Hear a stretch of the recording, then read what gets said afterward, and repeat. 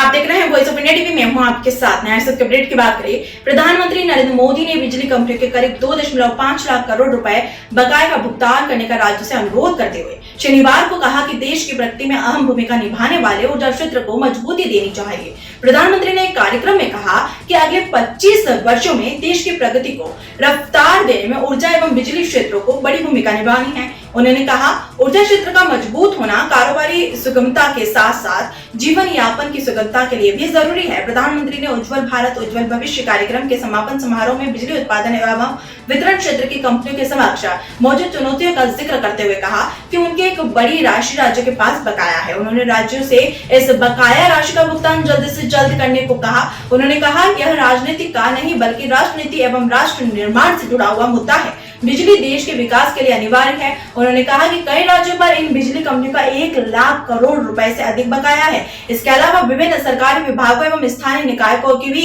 इन बिजली वितरण कंपनियों पर 60,000 करोड़ रुपए से अधिक देनदारी बाकी है। प्रधानमंत्री ने कहा कि राज्य सरकार ने अभी तक बिजली कंपनी को 75,000 करोड़ रुपए की अपनी सब्सिडी प्रतिबद्ध भी पूरी नहीं की है। राज्य की तरफ से उपभोक्ताओं को दी जाने वाली रियायती बिजली के एवज में यह सब्सिडी राशि दी जानी चाहिए।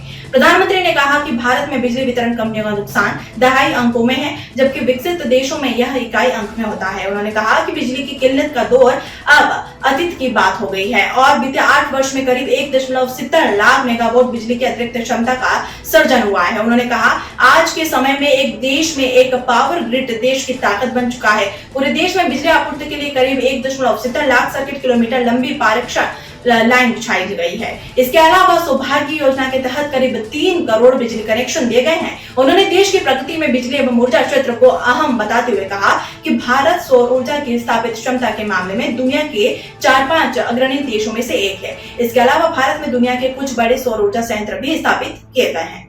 तो ये सब तक अपडेट लगातार जानकारी के लिए बने रहे वॉइस ऑफ इंडिया टीवी के साथ। जय हिंद, जय भारत।